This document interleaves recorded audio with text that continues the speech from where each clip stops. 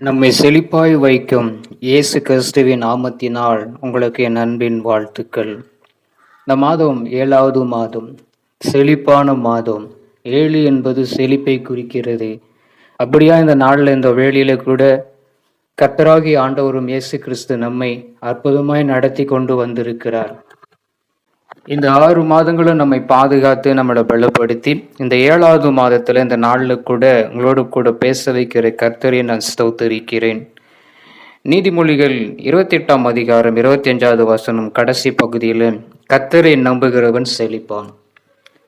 ஒருவேளை நம்ம நினைச்சிட்டு இருக்கலாம், எல்லாமே ஒரு வறட்சியாய் காணப்பட்டிருக்க அந்த 6 மாதங்களும் ஒருவேளை யாருக்காவது எல்லாம் ஒரு வறட்சி, ஒரு பாலைவனம் போல நம்முடைய வாழ்க்கை காட்சி அளித்திருந்திருக்கலாம். ஆனா இந்த நாள்ல கர்த்தர் நம்மளை பார்த்து சொல்லுகிறார்.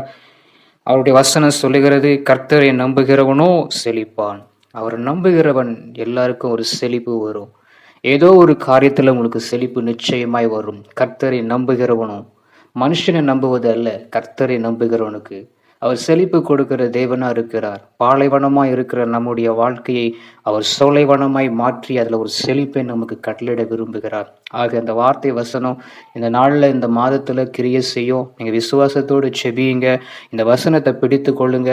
கர்த்தாவே இந்த மாதத்துல எங்களுக்கு ஒரு செழிப்பை கட்டளிடுங்கன்னு சொல்லி நீங்க கேளுங்க. என்ன காரியமோ அதை நீங்க விசுவாசத்தோடு இந்த வார்த்தையின்படி கேளுங்க. கர்த்தர் நமக்கு செய்வார்.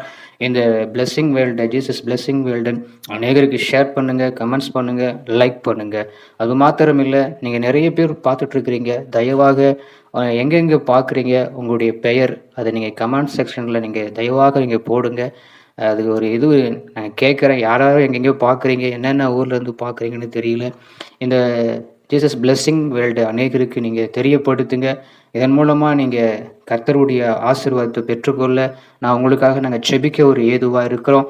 அதே மாத்திரமில்லை, மீண்டுமா இந்த கமெண்ட் செக்ஷனில் உங்களுடைய பெயர் மற்றும் நீங்கள் என்ன ஊர்லேருந்து இந்த வீடியோவை பார்க்குறீங்க அதுக்கெல்லாம் நீங்கள் கொஞ்சம் அதை தெரியப்படுத்துவீங்கன்னு நான் உங்களிடத்துல ஒரு முக்கிய கருத்தை நான் கேட்குறேன். கர்த்தர் தாமே உங்களை ஆசீர்வதிப்பார். ஆமென்.